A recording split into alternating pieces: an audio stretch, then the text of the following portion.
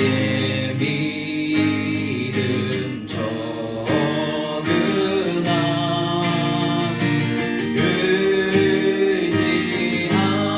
의지하는 내 주를 더욱 의지합니다.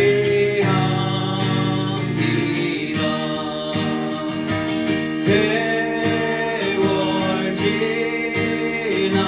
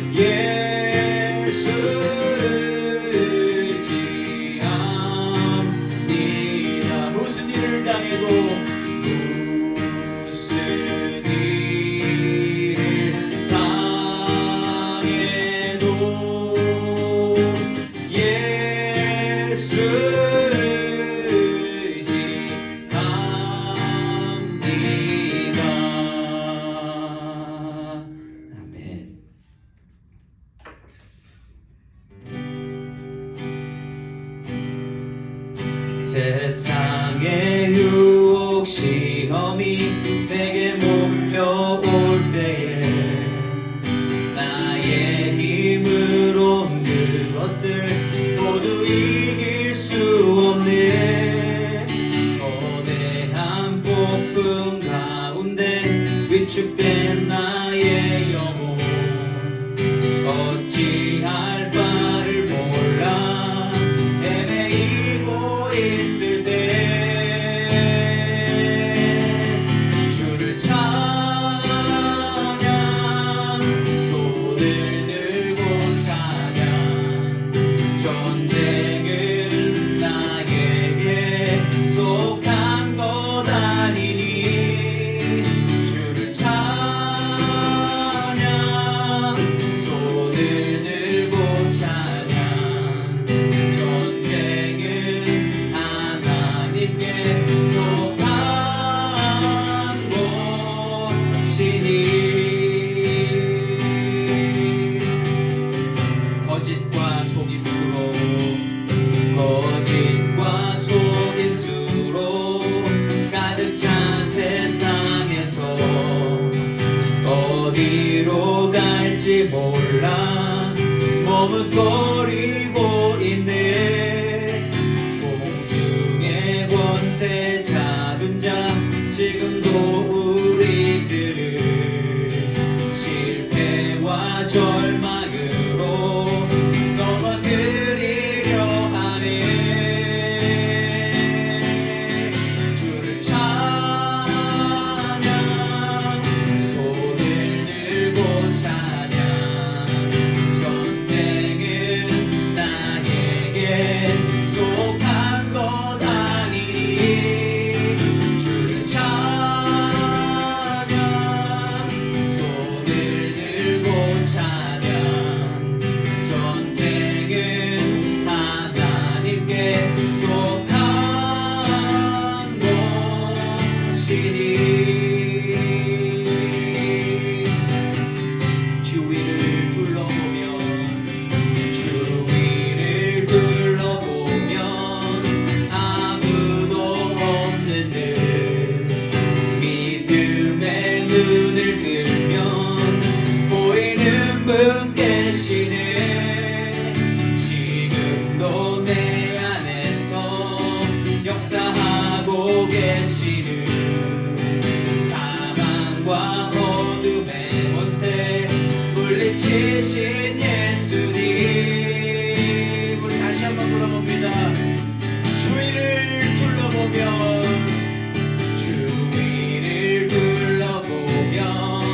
아무도 없는 듯 믿음의 눈을 들면 보이는 분 계시네. 지금도 내 안에서 역사하고 계시는 사망과 어둠의 권세 물리치신 예수님 주를 찬양 손을 들고 찬양 전쟁은 나에게 속한 것 아니니 주를 찬양 손을 들고 찬양 전쟁은 하나님께 속한 것이니 주를 찬양 손을 들고 찬양 전쟁은 나에게 속한 것 아니니 주를 찬양 손을 들고 찬양 전쟁은 하나님께 속한 것이니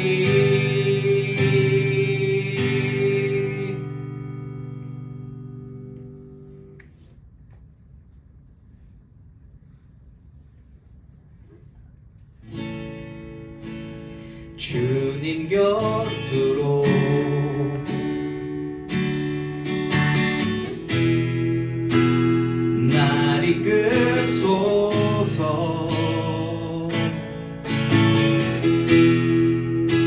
내 모든 것 다 드리며 주 음성 듣기 원하네.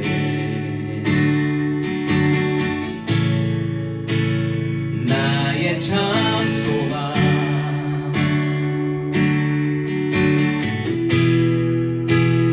그 무엇과도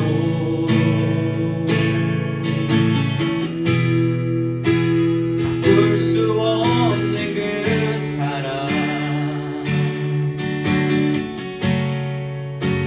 그 품 안에 난 길이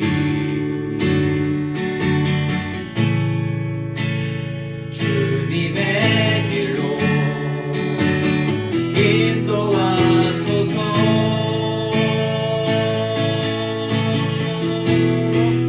주님만이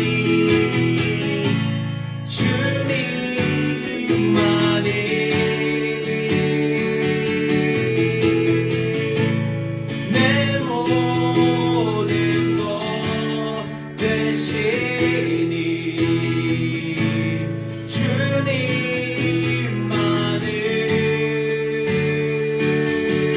주님만을 더 알게 하소서. 우리 처음부터 불러봅니다. 주님 곁으로 주님 곁으로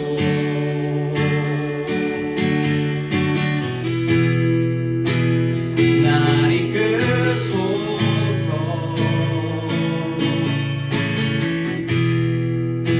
내 모든 것 다 드리니 주 음성 듣기 원하네. 나의 참 소망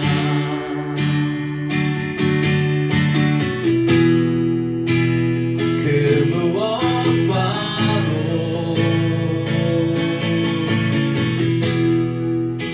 바꿀 수 없는 주 사랑 그 품 안에 난 길이 주님의 길로 인도하소서.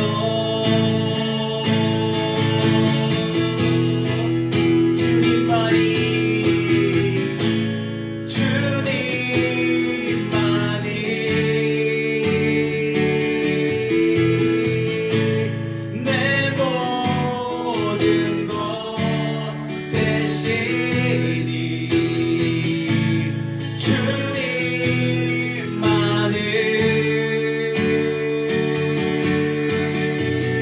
더 알게 하소서.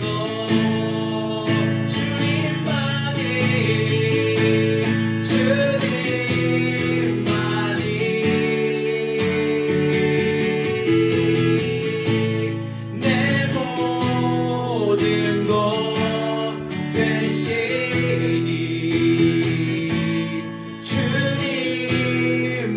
주님만을 더 알게 하소서.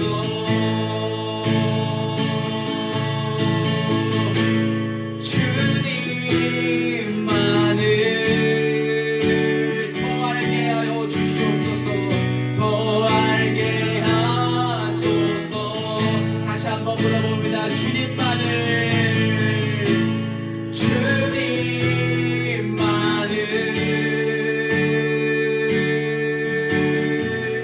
더 알게 하소서.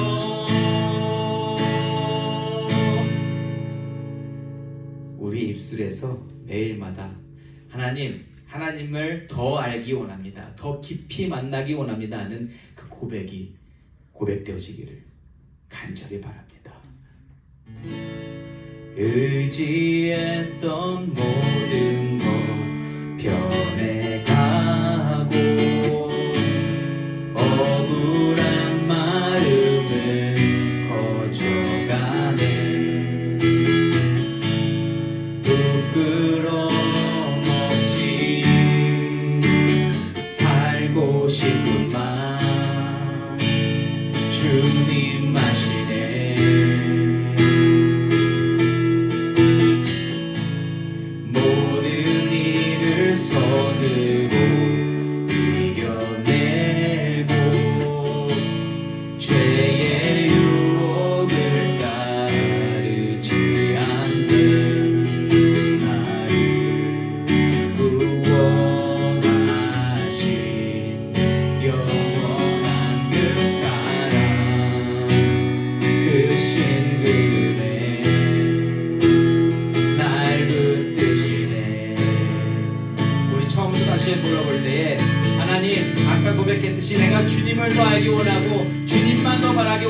원합니다. 하나님 내 마음을 받아주시옵소서 하는 마음으로 우리 고백합니다. 의지했던 모든 것,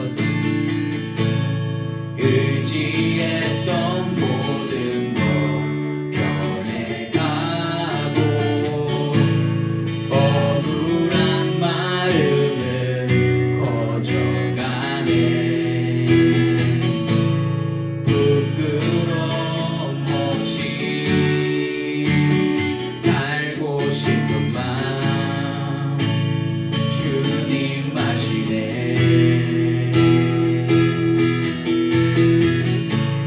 모든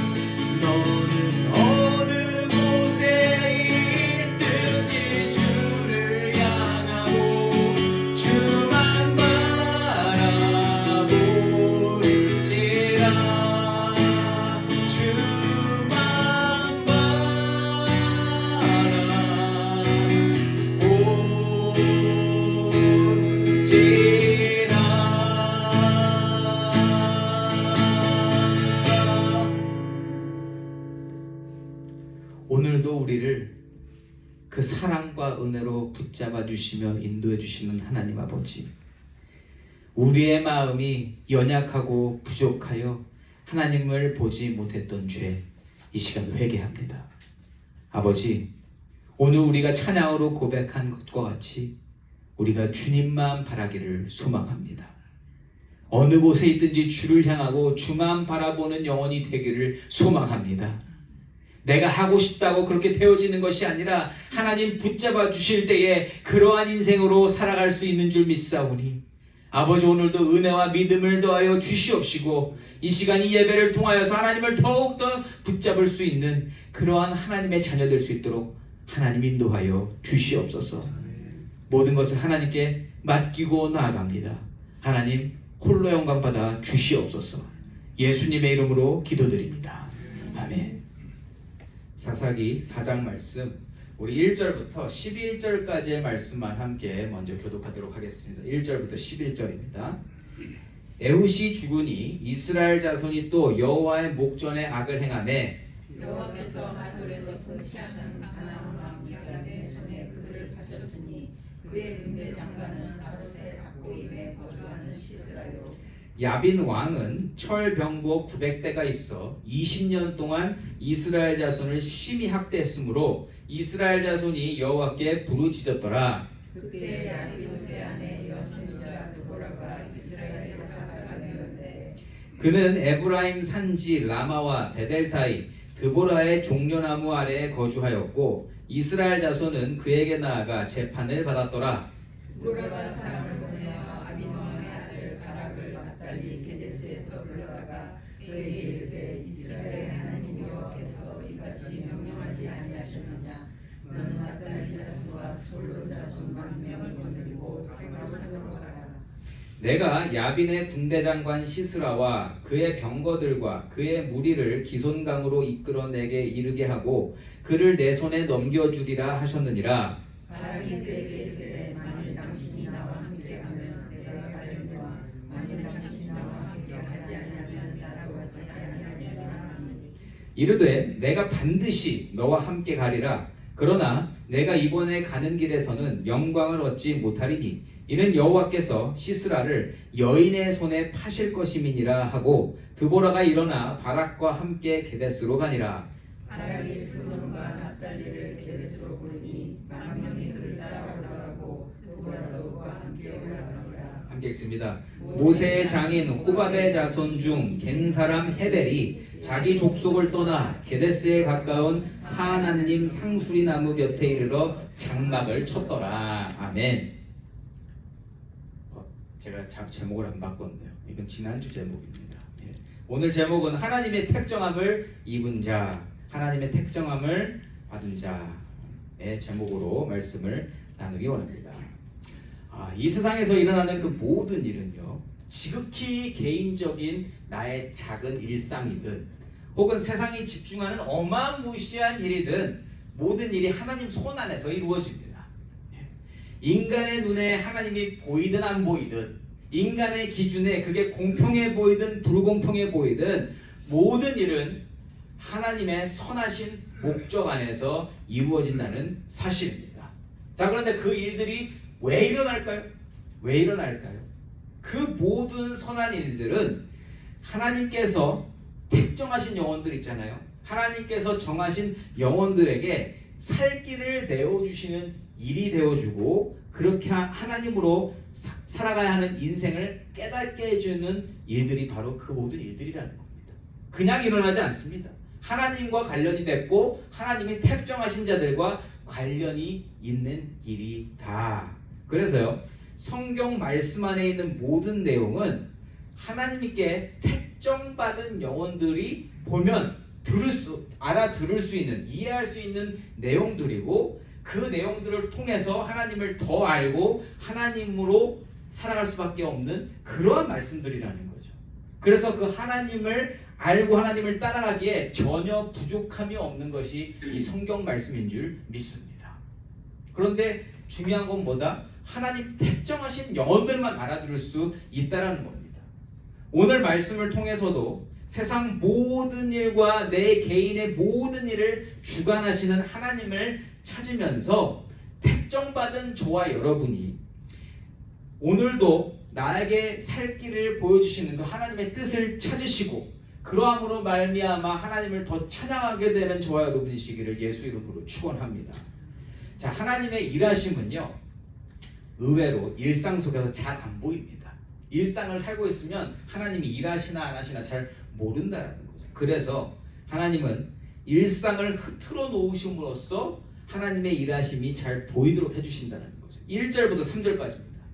에훗이 죽으니 이스라엘 자손이 또 여호와의 목전에 악을 행하매 여호와께서 하솔에서 통치하는 가나안 왕 야빈의 손에 그들을 파셨으니 그의 군대장관 하롯의 탁고임에 거주하는 시스라요 야빈은 철병거 900대가 있어 20년 동안 이스라엘 자손을 심히 학대했으므로 이스라엘 자손이 여호와께 부르짖었더라. 아멘. 자, 일상은 뭐예요? 아무런 공격도 안 받고 그냥 매일 살던 대로 살았던 모습입니다. 그런데 하나님이 그러한 이스라엘이 또 여호와 목전 앞에 악을 행하는 것을 보시고 일상을 흐트러 놓으시는데 그게 뭐예요? 적군의 침략입니다. 자, 하나님을 의식하지 않아도 별 문제 없는 삶이었다라는 거예요. 우리도 살아가는데 하나님을 24시간 기억하고 살아요? 그러고 싶지만 그게 잘 안 된다라는 겁니다. 그러다가는 어쩌다가 하나님을 아예 잊어버릴 때가 있어요. 그래도 내 삶에 문제가 안 생길 때가 많습니까? 생길 때가 많습니까? 별 문제가 없어요. 근데 만약에 그게 계속 이어지잖아요. 그러면 우리가 하나님하고 그냥 거리가 멀어진지도 모른 채 살아가게 된다. 그래서 이런 말 자주 들어보셨을 거예요. 교회 한 주 안 나오면 되게 찔리다가 한 2주 안 나오면 좀 편해졌다가 3주 안 나오면은 안 가도 되네. 그러다가 쭉 안 가게 될 수도 있다. 이런 말 자주 들어보셨을 거예요. 그렇게 일상이 하나님 없이 살아도 되는 것처럼 느껴지게 된다. 그렇게 됐을 때 하나님이 이번에는 하솔에서 통치하는 가나안 왕 야빈에게 이스라엘을 팔아 넘기셨습니다. 20년 동안 뭐 그렇게 말씀은 안 하셨지만 20년 동안 시달리도록 하셨다라는 거예요. 자, 그러면 이스라엘을 팔아 넘기시니 가나안 지역이 어딘가를 또 알아야 돼요. 우리가.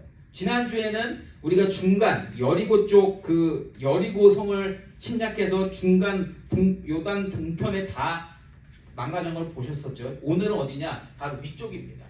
갈릴리 호수 위쪽에 있는 하솔이라는 지역을 요번에 하나님이 그 사람들을 사용하셔서 이스라엘이 곤란에 처하게 되도록 만들어 두셨다. 자, 그러면서 20년의 시간이 어떠한 시간이었나? 하나님의 도우심 없이 사는 게 얼마나 힘든 일인지를 알게 해주셨다는 거죠. 하나님께 택정받은 영혼에게 가장 중요한 것은 하나님이 보이는 겁니다. 하나님이 살아 움직이시는 거고 그 역사를 따라가는 건데 그게 없이 살면서 힘듦을 당하게 하셨다. 이스라엘은요 하나님이 지켜주셔야만 평안을 누릴 수 있는 나라입니다. 왜 그런지 아세요? 그 지도 보시면은 서쪽은 지중해고 나머지 3면이 다 다른 족속들 가운데 이렇게 있잖아요. 근데 그럴 수밖에 없는 게 뺏은 거잖아요. 원래 내 땅이 없었는데 가나안 땅을 뺏었기 때문에 어느 족속이든지 다 호시탐탐 노리고 있다라는 거예요. 쟤네들 저거 침략해도 되겠는데? 그런 마음이 있는데 이걸 지켜주시는 분이 하나님이시고 하나님이 안 지켜주시면 언제든지 다시 뒤집어질 수 있는 땅이 이 가나안 땅이라는 거예요. 이스라엘 땅. 자, 이렇게 이러한 지리적 환경을 하나님이 사용하시면서 하나님이 지켜주셔야만 너희들은 살 수 있다는 걸 깨닫게 해주십니다. 자, 이렇게 외부의 침입으로 어려워진 이스라엘에게 하나님은 그들이 하나님과 다시 연결될 수 있도록 중간 사사를 또 세워주신다는 거죠. 4절과 5절입니다.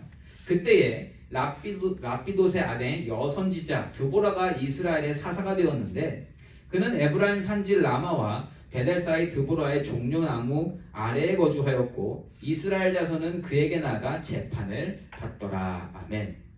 자, 이번엔 특별하게 여선지자 여자가 사사로 세워졌습니다. 그리고 여선자 드보라는요 아주 지혜롭게 하나님의 말씀으로 모든 것을 분별하는 위치, 그래서 재판을 통해서 하나님의 뜻을 그 백성들에게 가르쳐주는 역할을 해 주었다라고 증거합니다. 자, 이렇게 하나님 말씀을 듣고 하나님 뜻을 전하는 것에 있어서 여성이 사용받는 거 전혀 문제 없다라는 거예요.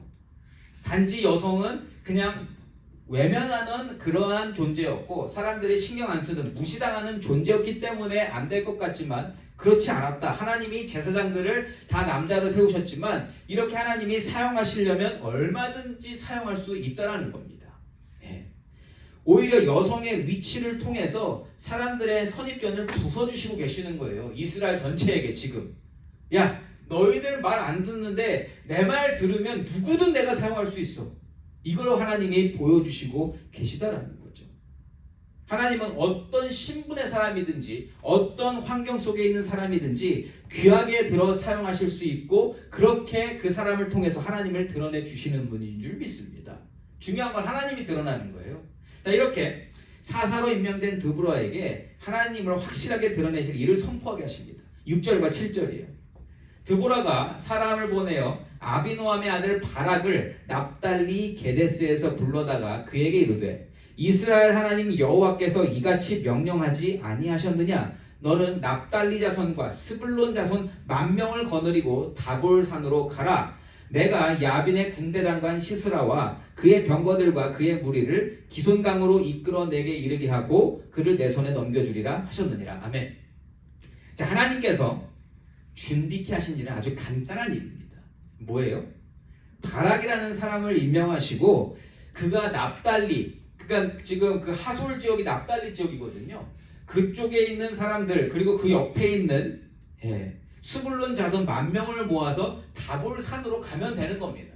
그러면 나머지 일은 하나님이 다 알아서 하시겠다라고 지금 약속해 주시는 거예요. 그렇게 내가 시키는 것만 해. 그럼 이번에 이 일을 통해서 내가 하나님임을 너희들이 깨닫고 내가 너희를 자유하게 할 것이다. 이렇게 지금 말씀하고 계시다라는 거죠. 자, 바락은요, 이 납달리 출신이에요. 그러니까 지금 현재 그 모든 일들이 그 가나안 왕 야빈으로 말미암아 20년 동안 고통받는 걸 잘 알고 있는 사람이라는 거죠. 예.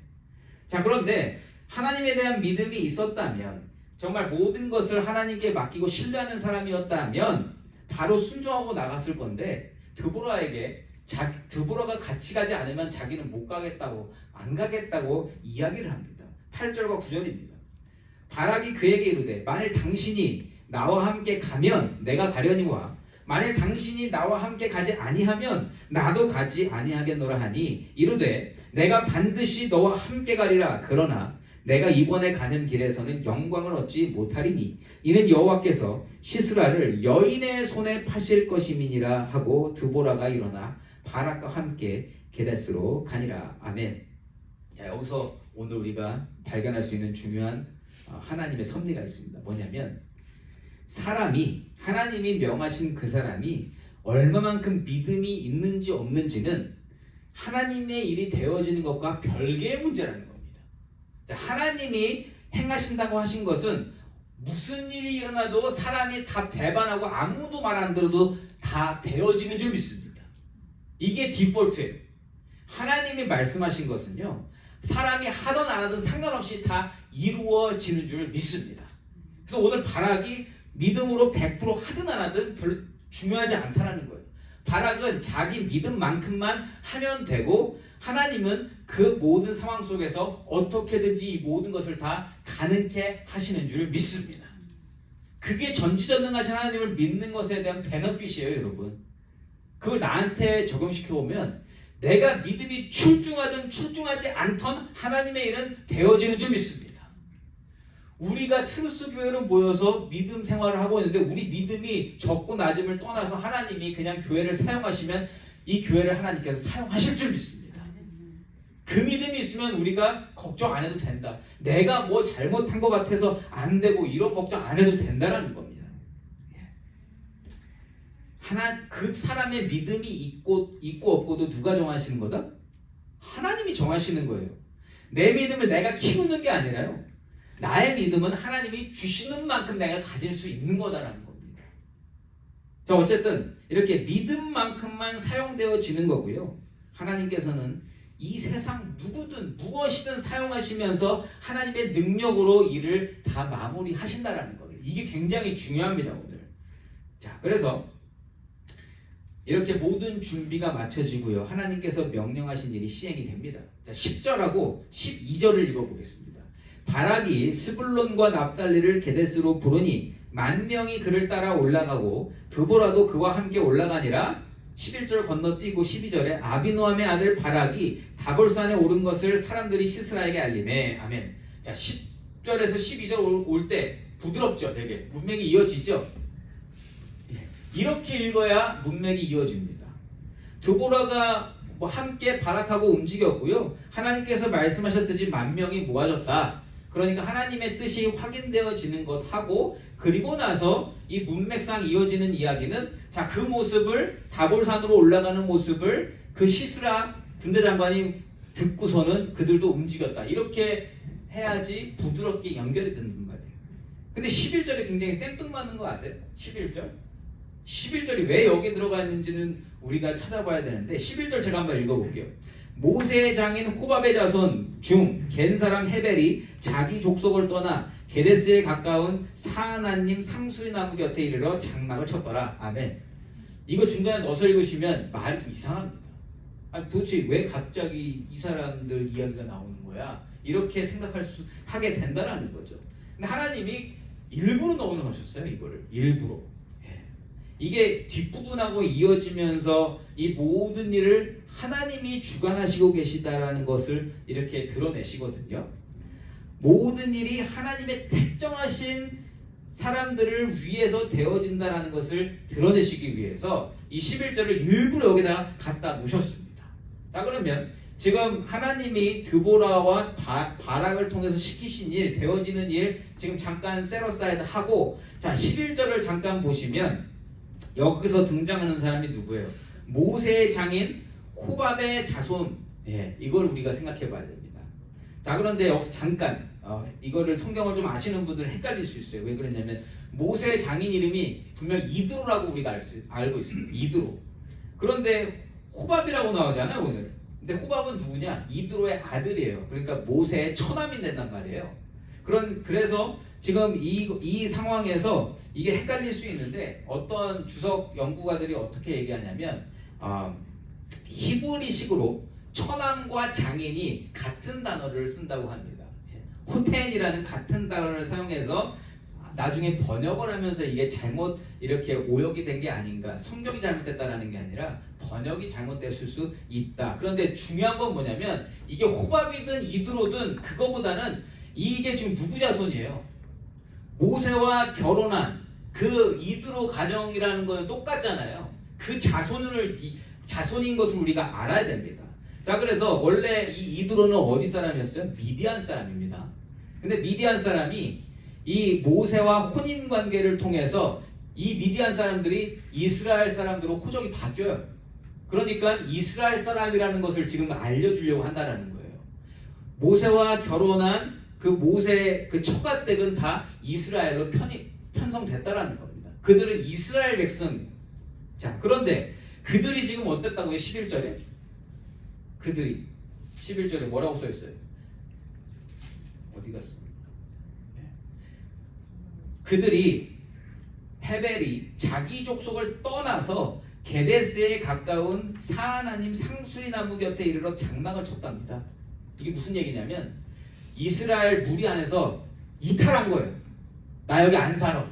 나 따로 가서 살래. 그래서 이동해서 어디에 장막을 쳤는데 나중에 보면 이 사람들이 지금 오늘 싸우고 있는 가나안 왕 야빈 왕하고 이렇게 친하게 지냈다라고 우리가 찾을 수 있습니다. 17절 뒷부분 보세요. 17절 뒷부분에 보시면 하솔 왕 야빈과 겐사람 헤벨의 집 사이에는 화평이 있음이라. 그러니까 나가서 장막을 치고 살았는데 거기서 또 그 동네 왕하고 친하게 지낸 거예요. 인맥을 쌓은 겁니다. 그래서 나 거기 지금 이스라엘 안 살래. 거기서 속박받고 사느니 나 나가서 그냥 여기 가나안 왕하고 친하게 지내고, 그리고 자기는 지금 그렇게 살았어요. 잘 살았다. 나름대로 왕과 친분을 쌓으며 잘 살고 있음을 스스로 만족하고 있었던 상황이라는 겁니다. 자, 그런데 송충이는 솔잎을 먹어야 돼요. 하나님이 택하신 이스라엘 백성, 그러니까 이 겐사람 헤벨도 결국 하나님의 백성 안으로 들어왔었는데 자기가 튀겨나간 거잖아요. 그렇죠? 지금 이스라엘 전체도 지금 튀겨나가고 있는데 거기서도 튀겨나간 이 사람도 보이고 있다. 그런데 중요한 게 뭐냐? 하나님이 택하신 하나님의 백성은요, 하나님 아니고서는 절대로 평안을 누릴 수 없고 복을 누릴 수 없다라는 겁니다. 하나님께서 택정하신 영혼은요, 하나님으로 살아야 그 영혼이 평안한 줄 믿습니다. 하나님이 택정하신 것, 하나님 마음대로 하시는 거죠. 근데 우리가 그거 싫다고 자꾸 세상으로 살려고 그러니까 그게 힘든 거 아니에요? 하나님이 택정하신 영혼은 하나님으로 살아야 평안한 줄 믿습니다. 이거가 너무너무 중요하다라는 거예요. 자, 그래서 하나님은요, 이스라엘 전체를 되돌리신 것과 더불어 지금 이스라엘에서 이탈한 이 겐사람 헤벨의 가정도 오늘 사건과 연결시켜 주시면서 너도 내가 인도해야 살 수 있어, 이걸 보여주시고 계시다는 거죠. 자, 그래서 이제 하나님께서 보여주신 역사를 확인할 시간입니다. 13절부터 우리가 안 읽었으니까 우리가 한 절씩 읽어볼게요. 13절입니다. 시스라가 모든 병거 곧 철병거 900대와 자기가 함께 있는 모든 백성을 하루셋 학고임에서부터 기손강으로 모은지라. 아멘. 자, 이 철병거가 되게 중요합니다. 이때 당시에 철제 무기를 사용하는 부대는요 굉장히 강했습니다. 아무도 대항할 수 없었어요. 그 철병거, 그러니까 철병거 지금으로 따지면 탱크가 있는 거예요. 탱크 부대를 이 사람들이 가지고 있는 겁니다. 감히 탱크 부대를 대적할 수 없는 거예요. 그런데 지금 그 탱크 부대 전부 모든 철병거 900대가 다 출동했습니다. 그리고 자기와 함께 있는 모든 백성, 자기가 지금 아까 하루셋 학고임 출신이라고 했거든요. 그러니까 자기가 잘 아는 정말 최정예 부대와 탱크 부대가 다 나와서 어디에 있었다? 기송강 앞에 다 모이고 있는 겁니다. 예. 자, 그런데 이 탱크는요 어떠한 상황에서 가장 유리한 무기입니까? 산에서 싸울 때 유리할까요? 평지에서 싸울 때 유리할까요? 탱크. 평지에서 싸워야 돼요. 마차는 평지에서 최고입니다. 산에서 싸우면 하나도 싸울 수가 없어요. 올라갈 수가 없으니까. 그런데 지금 이스라엘 백성 아까 다볼산으로 올라갔다 그랬죠. 그래서 그 다볼산 밑에 있는 기송강에서 지금 진치고 기다리는 건 내려오는 것만 기다리고 있는 거예요. 어디 한번 오기만 해봐라. 내가 다 때려눕혀 줄게. 지금 이렇게 기다리고 있는 상황입니다.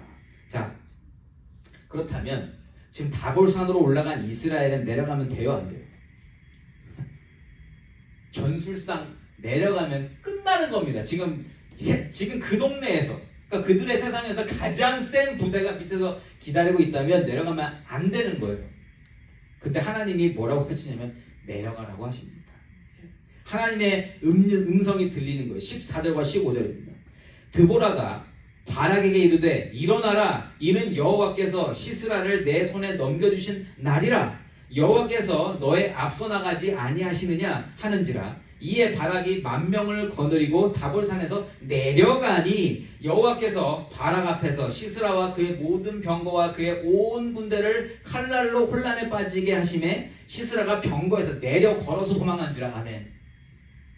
자, 그냥 우리가 상식적으로 아는 전술에서는 당연히 망가져야 되는데 내려가 봤더니 어떻게 돼요? 이 철병거가 아무 힘을 못 쓰고 스스로 자빠지고 칼날에 혼란하게 돼서 시스라는 어떻게 병거에서 내려가지고 걸어서 도망갔대요.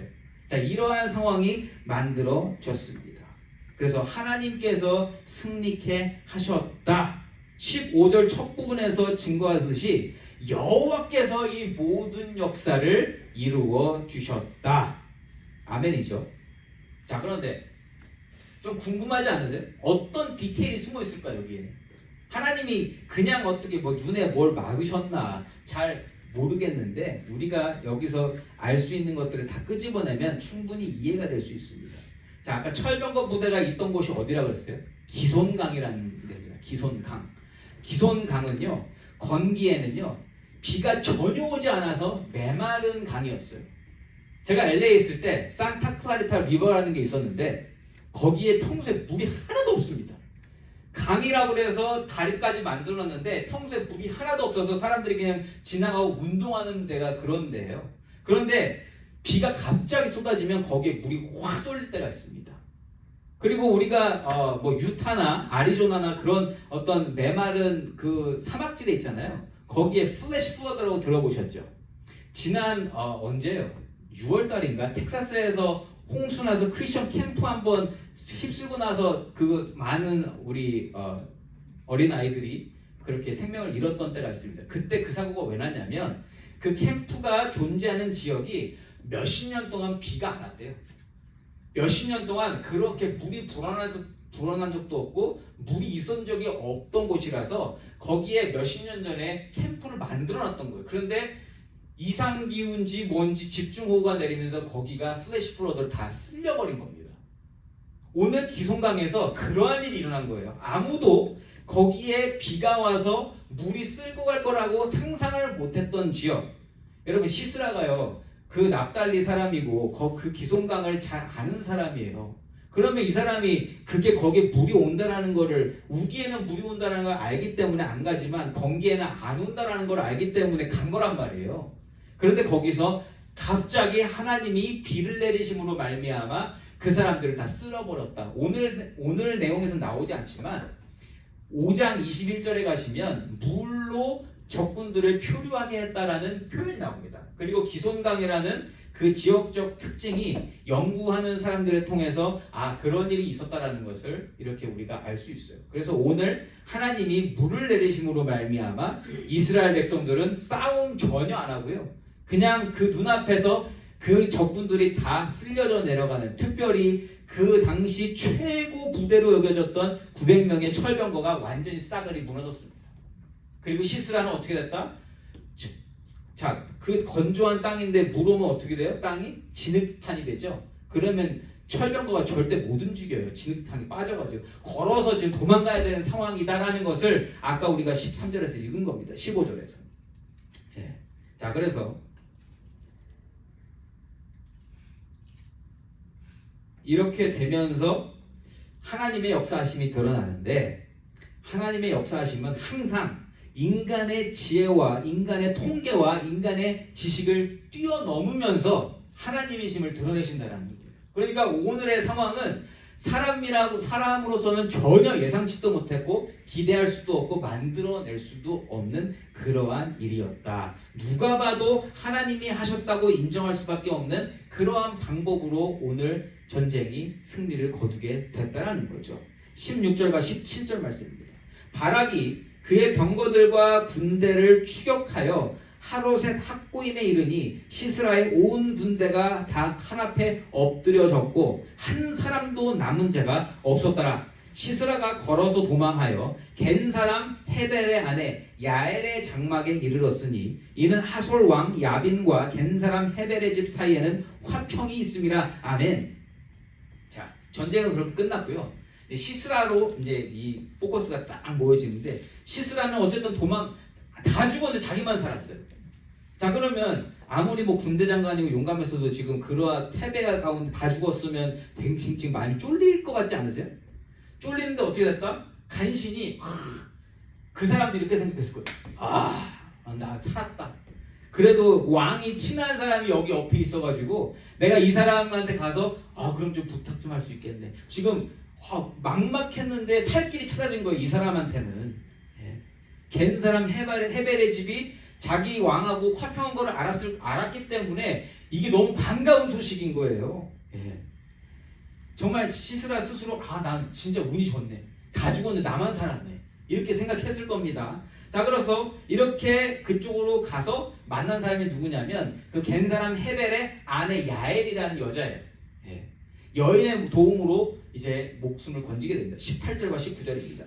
야엘이 나가 시스라를 영접하며 그에게 말하되 나의 주여 들어오소서, 내게로 들어오시고 두려워하지 마소서 하며 그가 그 장막에 들어가니 야엘이 이불로 그를 덮으니라. 시스라가 그에게 말하되 청하노니 내게 물을 조금 마시게 하라. 내가 목이 마르다 하며 우유 부대를 열어 그에게 마시게 하고 그를 덮으니. 아멘.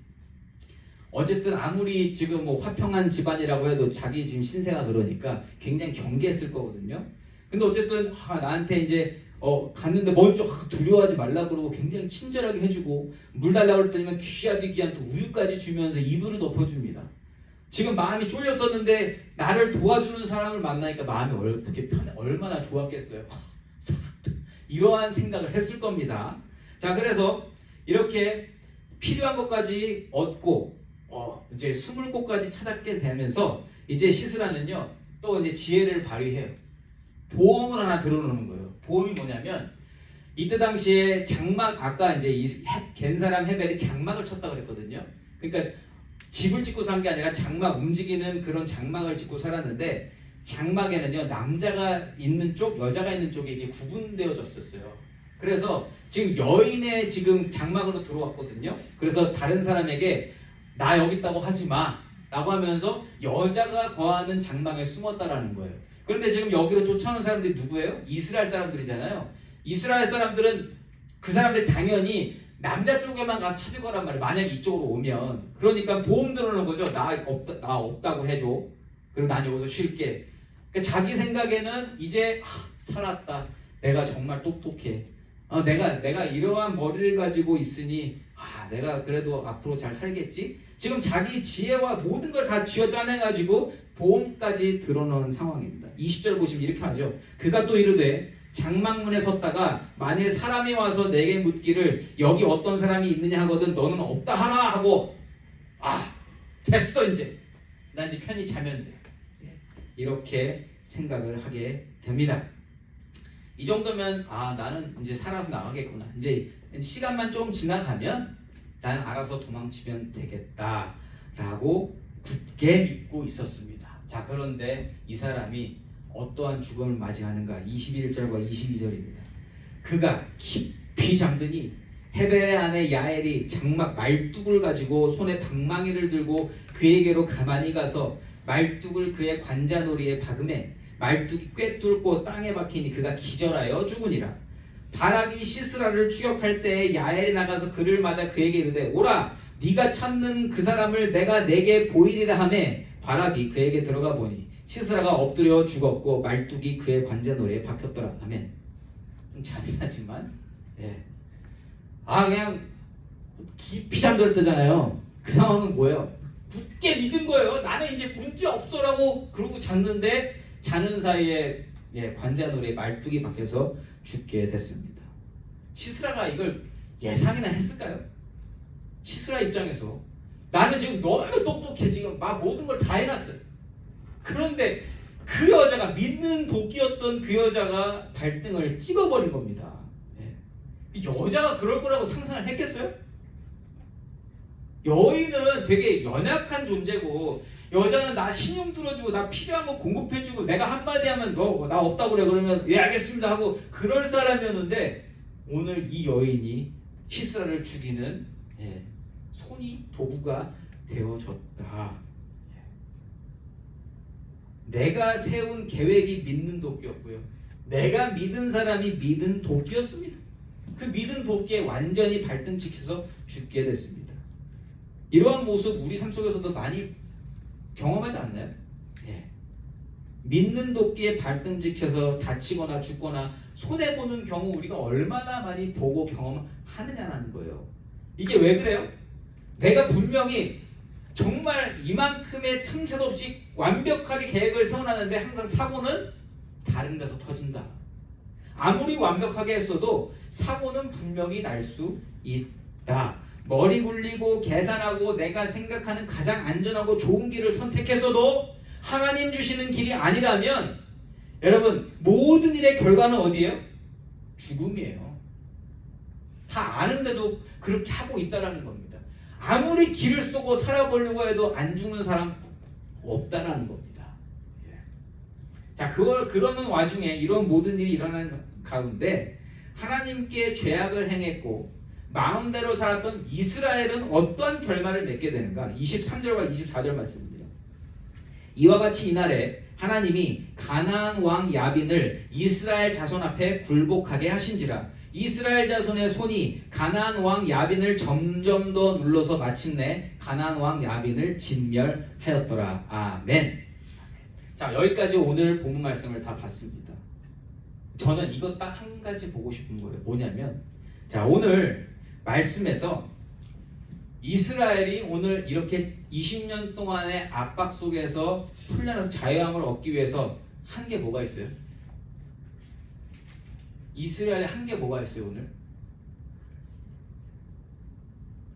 부르짖었다고 나왔지만 따지고 막 아무것도 안 했어요. 이스라엘은 그저 부르짖은 것도 이런 것도 힘들어 죽겠네, 하나님 못 살겠어요, 이거밖에 한 게 없다라는 거예요.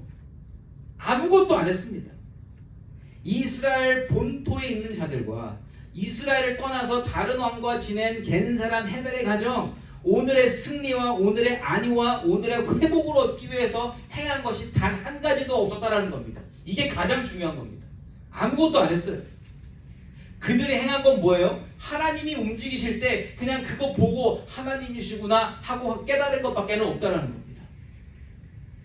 그냥 가만히 놔두면 못 알아들으니까 여선지자 사사를 하나님이 세워주시고 바락이라는 지도자도 세워주시고 하나님의 뜻을 전해주셨고 백성들은 그저 하나님께서 행하여 주시는 역사만 바라보고 인정하는 것만으로 그것을 그냥 하나님 하고 보는 것으로 평강과 승리와 안전을 얻게 됐다는 겁니다. 이거 어메이징한 겁니다. 이게 바로 은혜라는 거예요. 근데 반대로 가나안 쪽은 뭐 했어요? 열심히 싸우지 않았습니까? 열심히 머리 쓰지 않았습니까? 자기가 할 수 있는 모든 것을 다 했는데 결론이 뭐예요? 결말이? 관자놀이에 말뜻밖에 죽는 겁니다. 아무리 기를 쓰고 애를 써도 하나님을 모르는 자들의 결말은 그냥 죽음밖에 없다라는 거예요. 그 죽음이 관자놀이에 못 박혀 죽을 수도 있는 거고요. 그냥 사고 나서 죽을 수도 있고 병으로 죽을 수도 있고 노안으로 죽을 수도 있고 그냥 결말은 죽음밖에 없다라는 거예요. 반대로 하나님께서 택정하신 영혼은 어떻게 산다? 하나님을 바라보기만 하면 그냥 그 삶을 사라지게 된다. 여러분, 그 은혜의 말씀이 바로 오늘 담겨져 있는 겁니다. 택정함을 받았다는 그 이유 한 가지만으로 하나님이 살려주시더라는 거예요. 그런데 계속 말씀드리지만 이스라엘 전체를 지금 하나님이 구원하시는 게 아니에요. 이스라엘 전체를 사용하셔서 그 메시지를 보여주시는 거예요. 봐라, 내가 이스라엘을 어떻게 구원하는지 봤지? 그러면 이거를 본 개개인이 너희가 나를 믿음으로 말미암아 구원 얻게 될 줄 내가 선포한다. 이거를 말씀해 주시는 겁니다. 그러니까 하나님이 교회를 사용하셔서 하나님의 역사를 보여주시지만 교회 전체를 다 살리시겠다는 게 아니라 그 교회를 통해서 하나님께 택정받은 영혼이 하나님을 보고 하나님께 택정받은 영혼이 구원받을 수 있도록 하나님이 그 모든 역사를 이루어 주시고 계시다는 겁니다. 하나님께 택정받은 영혼은 반드시 구원받는 줄 믿습니다.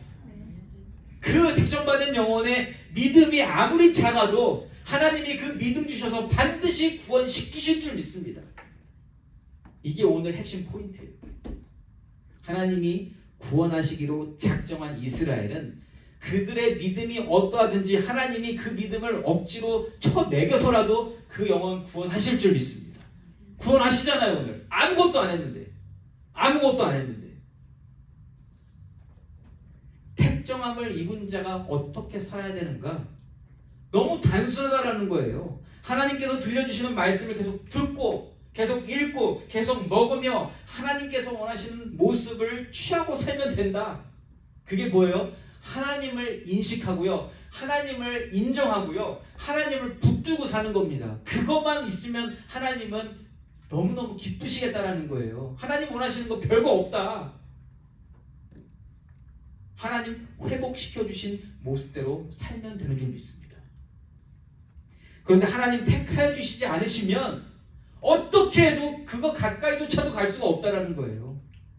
자기 무덤 스스로 파고 있는지도 모르고 살아가고 있다. 시스라처럼 잘하고 있다. 내가 정말 군대장관까지 올라갔으면 얼마나 노력을 했겠습니까? 얼마나 대단한 능력이 있었겠습니까? 끝까지 죽기 전까지도 얼마나 머리 쓰고 살았습니까? 그러나 내 능력으로 살고자 하는 사람은 결국 내 능력을 해결할 수 없는 죽음에 이르렀을 때 아무것도 할 수 없게 된다는 겁니다. 여러분 되게 아이러니하지 않습니까? 아무 지혜도 없고 능력도 없고 죄만 짓고 있던 이스라엘인데 이스라엘은 하나님의 은혜로 살 길을 찾았습니다. 그런데 그 누구보다 열심히 살았던 시스라는 허망하게 죽었습니다. 여러분 이거를 아는 사람은요 정말 감사와 찬양으로 살 수밖에 없다라는 거예요. 내가 하나님께 택정받은 게 이게 은혜 중에 은혜잖아요. 이걸 어떻게 내가 얻어낼 수 있겠냐고요. 얻어낼 수 없어요. 하나님이 그냥 저를 선택해 주신 겁니다. 이것만으로도 너무 감사한 삶 아니겠습니까? 그렇다면 우리가 하나님을 등지고 멀리 할 수 있겠냐고요. 없다라는 겁니다. 그런데 왜 이게 어려워요? 내가 원하지도 않았는데 온 거예요. 내가 언제 부탁했습니까? 그렇지 않은데 왔잖아요. 그래서 하나님이 자꾸 말씀을 주십니다. 그런데 이걸 안 살고 싶은 건 아닌데 내가 살던 모습이 그것 싸우느라고 힘든 거예요. 그것 싸우느라고. 하나님하고 관계가 힘든 게 아니라 하나님은 항상 이걸 주시는데 내가 여기 딴 데 보느라고 그게 힘든 거예요. 그거 멈추고 사는 게 힘든 겁니다. 사랑하는 성도 여러분, 은혜로 살아가는 인생으로서 우리가 다시 한번 마음을 다잡았으면 좋겠습니다. 우리가 왜 힘들까? 하나님께 택정받은 그 은혜로 살아가는 자인데 왜 힘들까? 결국 나 때문에 힘든 겁니다. 나 스스로 때문에. 세상과 함께하고 싶은 내 마음 때문에. 세상처럼 살아가고 싶은 내 본능 때문에 힘든 거지 하나님 때문에 힘든 건 절대 아니라는 겁니다. 하나님만 생각하면 우리는 좋아야 됩니다. 하나님의 택정하심을 받은 저와 여러분으로서 제가 한번 물어볼게요. 오늘 하루 무엇을 꿈꾸셨고 무엇을 바라셨고 무엇을 마음속에 가장 많이 품으셨습니까? 우리가 한번 제대로 생각해 보자고요. 정말로 뭐가 마음속에 있었을까? 이거 생각해 봤는데 정말 감사한 게 뭔지 아세요? 예배를 인도해야 되잖아요. 그러니까 하루 종일 이걸 생각해야 되는 거예요. 그러니까 수요일 날은 너무 좋은 거예요. 수, 목, 금, 토, 주일은 너무 좋아요. 왜요? 고민하고 있어야 되니까. 화요일부터. 월요일 하루는요, 정말 엉망입니다. 벗어났어? 준비 아무것도 안 했는데 이것 때문에 하나님하고 완전히 멀어진다는 걸 좀 고백합니다, 진짜. 월요일이 가장 힘든 거 아세요? 그래서 저한테. 근데 여러분은 오늘 뭘 품으셨냐는 거예요. 주일 끝나고 나서 월요일, 화요일 아까 제가 하나님의 강권하시는 은혜 가운데 사셨냐고 여쭤봤잖아요. 어떻게 사셨냐고요? 뭐 마음속에 품으셨냐고요? 이 시간 다시 한번 은혜로우신 하나님이심을 기억하기 바랍니다. 나를 택정하여 주신 그 은혜를 감사하시기 바랍니다. 그리고 그러한 마음으로 말미암아 나를 택정해 주신 하나님을 마음껏 찬양하고 마음껏 사랑하고 마음껏 높여드리고 찬양하고 높이는 귀하고 복된 우리 트루스교회 성도님들이시기를 예수 이름으로 축원합니다.